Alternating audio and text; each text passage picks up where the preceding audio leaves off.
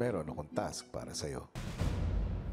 Sige kuya, bigay mo sa akin kuya, gagawin ko. Itong task na to ay para mabigyan kayo ng special advantage para sa inyong weekly task. Sige po. Gusto mo ba nun? Opo kuya, syempre naman po kuya, para mas madaling manalo kuya. Si Captain Bolland, sinatawag siya ni Kuya. Kumusta yung paghahanda?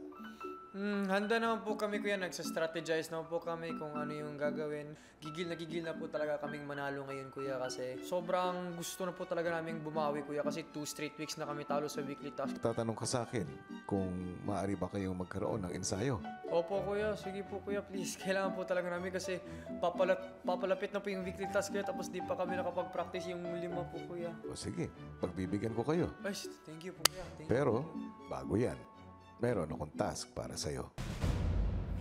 Sige kuya, bigay mo sa akin kuya, gagawin ko. Itong task na to ay para mabigyan kayo ng special advantage para sa inyong weekly task. Sige po. Gusto mo ba nun? Opo kuya, syempre naman po kuya, para mas madaling manalo kuya. Para sa kanyang special task, kinakailangang makapag-shoot ni Lance ng 88 beses mula sa 3-point line habang nakaupo. Para manalo, kailangan niya itong magawa sa loob lamang ng 88 minutes. Maaari kang pumili ng dalawa mong kasamang boys para tulungan kang pumulot ng bola. Pero dalawa lang sa kanila ang pwedeng gumawa nito. Sige po. Kaya ba? Kaya po kuya.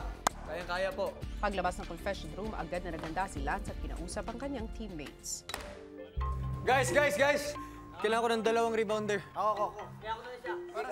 May special advantage na tayo kung magawa ko yun. Kaya mo yan. Thank you bro. Oh, good luck. Advantage sa weekly task kapag ano. Ilang sandali pa, pumasok na sila sa activity area. Dagan mo dahil? Madaan bola. Go, Rance! Lance, ang oras mo ay magsisimula na in 3, 2, 1, go! 1-0. Nice! Ayaw, wait lang. Wala.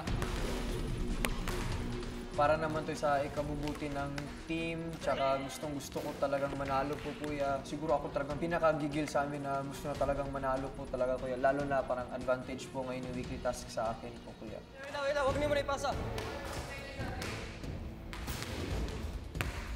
Hintayin niyo ako makarelease. Wala. Nice! Yung dad ko po nag-inspire sa akin maglaro ng basketball kuya kasi para may tama siyang mindset na never talaga siya matalo. Kasi when I listen to my dad, talagang maganda yung laro ko. Pre! Boarding! Ako! Okay. Ilan? Every made shot po talaga sobrang sarap po sa feeling kuya. Binabaliwala ko na lang yung mga negative thoughts, puro positive. Kaya po pumapasok yung mga tira ko kuya. Binabaliwala ko na talaga yung mga missed shots po. 16. May rebounder po ako, hindi pa ako nauubusan ng bola. Pinapadali po nila yung challenge ko kuya. Sobrang laki po ng tulong nila kuya. Nice! 21. Okay.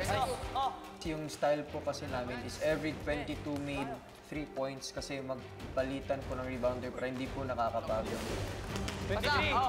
23. Siyempre, tiwala po ako kay Lance na magagawa niya yun. Pero niniisip ko rin po na sobrang pagod po nun. 5 din na, pangana. 5. Pasa! Rance! Ilan na? Ilan? Boarding, pre. Nice ka, pre! 7, 28, 29,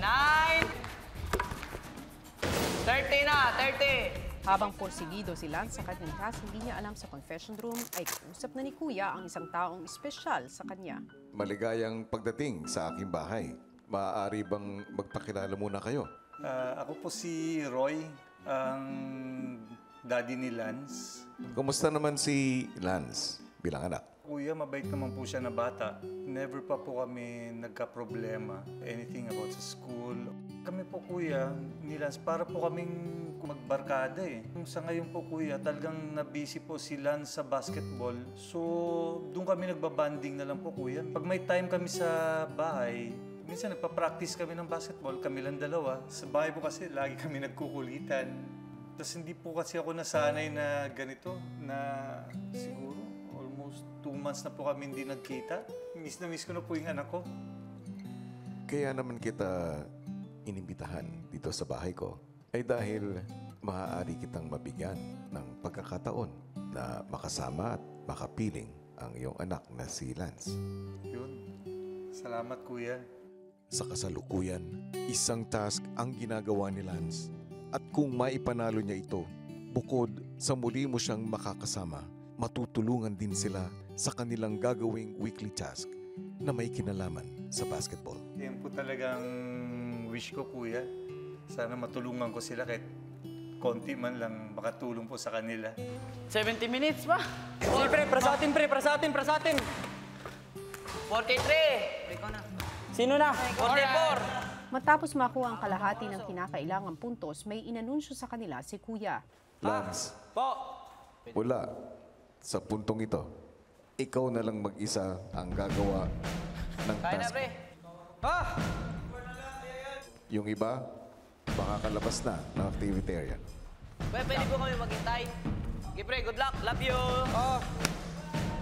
Ano meron? Hindi, may tas yan. O, dala. Magpapatuloy ka sa iyong task. Sige, kuya. In 3, 2, 1, go! Bilang dagdag panghamon sa pagpapatuloy niya sa task ay 2 bola na lamang ang pwede niyang gamitin at dapat manatili siyang nakaupo kahit habang namumulot ng bola. Eh, 2 bola lang.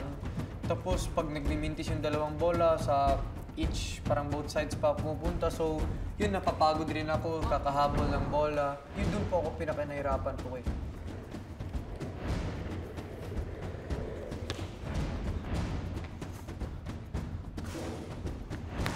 Yun.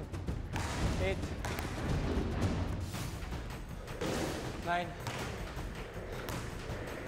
Try na lang. 35 na lang.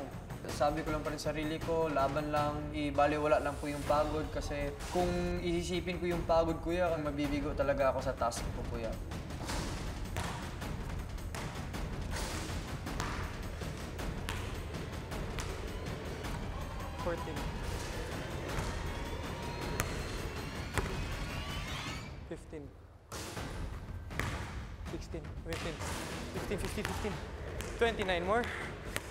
Bakas man ang pagod, determinado pa rin na nakapuntos si Lance hanggang sa muling may inanunsyo si Kuya.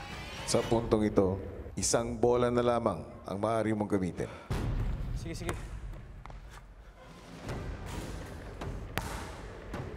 Woo!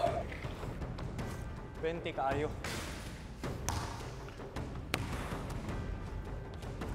20. Grabe, wala gino. Yung mentality ko talaga ko yun na hindi po ako susuko kahit ano pang hamon ibibigay sa akin. Tara, Lance. Hindi ka ganito.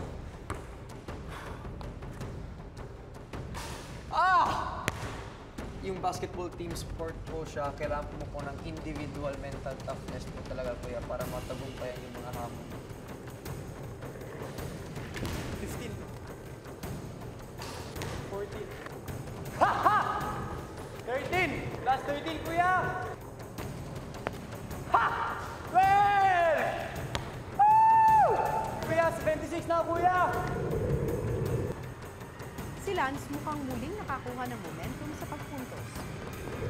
Last 12, last 12. Tara, Lance. 11.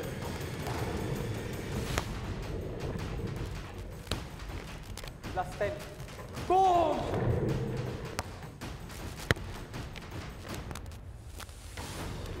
Boom! Sa huling 8 bola, muling nag-level up ang hamon sa kanya ni Kuya. Mula ngayon, sa puntong ito,